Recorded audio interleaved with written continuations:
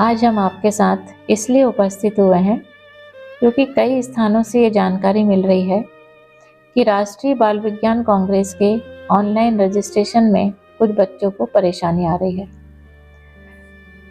कई बच्चों के पास अपना फ़ोन नंबर नहीं है, ईमेल आईडी नहीं है और कुछ अभिभावकों के पास भी ईमेल उपलब्ध नहीं है।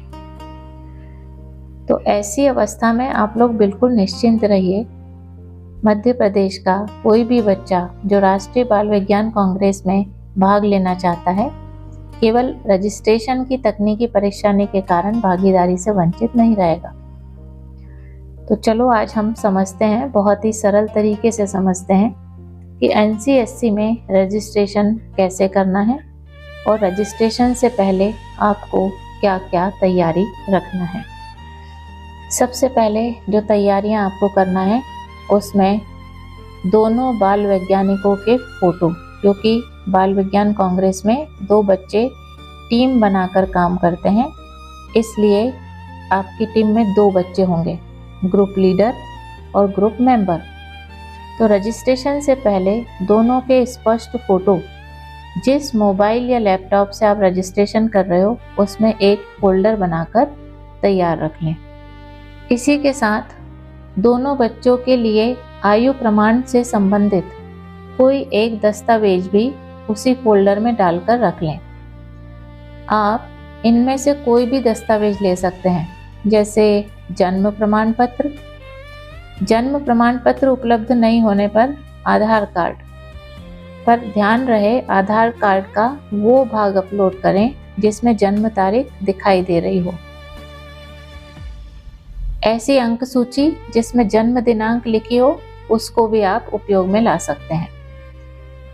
और ये इनमें से कुछ भी नहीं है तो प्राचार्य द्वारा प्रमाणित जन्म दिनांक संबंधी प्रमाण पत्र ले सकते हैं।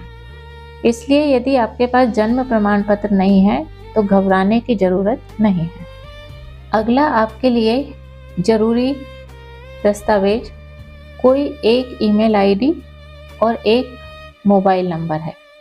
तो रजिस्ट्रेशन के लिए ऐसी कोई एक ईमेल आईडी तैयार रखें जिसे आप आसानी से उपयोग कर सकें।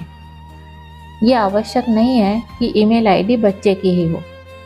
कोई भी एक ऐसा मोबाइल नंबर रखें जो आपकी आसानी से पहुंच में हो और आवश्यकता पड़ने पर उस पर संपर्क किया जा सके।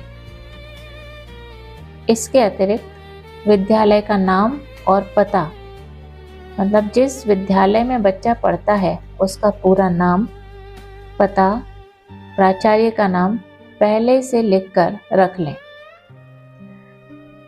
इसके अतिरिक्त गाइड की जानकारी आपको पूरी होना चाहिए। आपको परियोजना के गाइड के बारे में कुछ सामान्य जानकारियां देने होंगी, जैसे गाइड का नाम, उनकी अधिकतम शैक्षणिक योग्यता, उनका विषय और यदि वे किसी विद्यालय या संस्था से जुड़े हैं तो उस संस्था या विद्यालय का नाम और पता।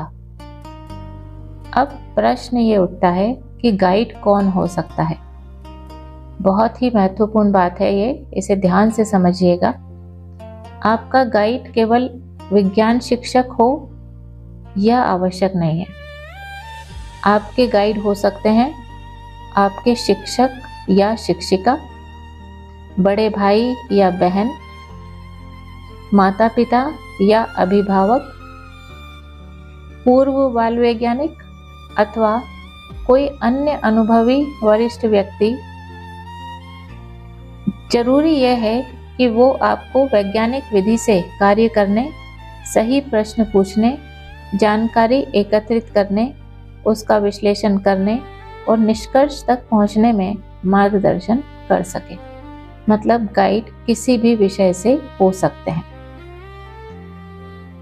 एक और प्रश्न सामने आता है, क्या दोनों बच्चों का एक ही विद्यालय से होना जरूरी है? बिल्कुल नहीं। दोनों बाल वैज्ञानिकों का एक ही विद्यालय से होना आवश्यक नहीं है। एक बच्चा किसी एक विद्यालय से और दूसरा बच्चा किसी दूसरे विद्यालय से हो सकता है, लेकिन यहाँ पर दोनों बच्चों का आयु समूह समान होना चाहिए। अर्थात निर्धारित कट ऑफ दिनांक 31 दिसंबर 2026 के अनुसार दोनों बच्चे एक ही आयु वर्ग में होना चाहिए। ये आयु वर्ग क्या है? जूनियर समूह 10 से 14 वर्ष और सीनियर समूह 14 से 17 वर्ष। तो टीम बनाते समय इस बात का विशेष ध्यान रखें। एक और प्रश्न सामने आता है हमारे कि क्या केवल विद्यालय में पढ़ने वाले बच्चे ही भाग ले सकते हैं? तो यहाँ भी मैं कहूँगी कि बिल्कुल नहीं। राष्ट्रीय बाल विज्ञान कांग्रेस केवल नियमित रूप से विद्यालय जाने वाले बच्चों के लिए नहीं है। शाला त्यागी या विद्यालय से बाहर के बच्चे भी इसमें भाग ले सकते हैं।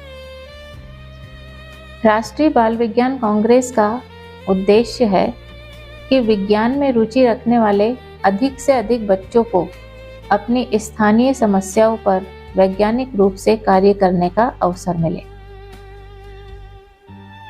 एक और प्रश्न मेरे सामने कई बच्चों ने और शिक्षकों ने किया है कि यदि अलग अलग ईमेल आईडी या मोबाइल नंबर नहीं है तो इस अवस्था में हम क्या करें? जब रजिस्ट्रेशन फॉर्म आप लोग भरते हैं तो उसमें एक से अधिक स्थानों पर ईमेल आईडी और मोबाइल नंबर मांगे गए हैं। तो यदि बच्चे या उनके अभिभावकों के पास अलग अलग ईमेल आईडी अथवा मोबाइल नंबर उपलब्ध नहीं है तो भी परेशान होने की जरूरत नहीं है।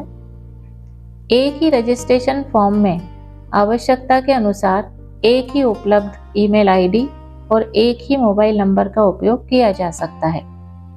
बस ये सुनिश्चित कर लें कि वो ईमेल और मोबाइल नंबर ऐसा हो जिस तक आपकी पहुंच बनी रहे। रजिस्ट्रेशन के पहले प्रोजेक्ट की थोड़ी सी तैयारी करके रखें। सबसे पहले ये तय करें कि आपका प्रोजेक्ट किस सब थीम यानी उप विषय के अंतर्गत आएगा। इसके बाद आप अपने आसपास की किसी वास्तविक स्थानीय समस्या को पहचानें और उसी के आधार पर अपना प्रोजेक्ट का टॉपिक तय कर लें। याद रखिए, राष्ट्रीय बाल विज्ञान कांग्रेस का प्रोजेक्ट केवल किताबों से जानकारी इकट्ठी करने का प्रोजेक्ट नहीं है। आपको अपने आसपास की किसी समस्या को देखना है, प्रश्न बनाना है, वैज्ञानिक तरीके से अध्ययन करना है, डेटा एकत्र करना है और उसके आधार पर समाधान खोजने का प्रयास करना है। यदि रजिस्ट्रेशन में कोई जानकारी गलत भी हो जाए तो ये भी चिंता की बात नहीं है। प्रोजेक्ट से संबंधित सभी विवरण में जिला आयोजन से पहले तक आवश्यक संशोधन किया जा सकता है। इसलिए केवल इस डर से रजिस्ट्रेशन मत रोकिए कि आपका प्रोजेक्ट अभी पूरी तरह अंतिम नहीं हुआ है। पहले रजिस्ट्रेशन पूरा करें और उसके बाद अपने गाइड के साथ प्रोजेक्ट को बेहतर बनाते रहें। तो आपको क्या याद रखना है? फ़ोन नहीं है तो भी नहीं रुकना है, अपनी ईमेल आईडी नहीं है तो भी नहीं रुकना है, जन्म प्रमाण पत्र नहीं है तो भी विकल्प उपलब्ध हैं, दोनों बच्चे अलग अलग विद्यालयों के हैं तो भी भाग ले सकते हैं। सबसे महत्वपूर्ण है आपकी जिज्ञासा, आपकी स्थानीय समस्या और उसका वैज्ञानिक समाधान खोजने की आपकी कोशिश। तो अपनी टीम बनाइए, आवश्यक दस्तावेज तैयार कीजिए, अपना विषय चुनिए और राष्ट्रीय बाल विज्ञान कांग्रेस में अपना रजिस्ट्रेशन पूरा कीजिए, क्योंकि हर बच्चे में छिपा है एक बाल वैज्ञानिक। बस ज़रूरत है उसे प्रश्न पूछने, खोजने और समाधान तक पहुंचने का अवसर देने की।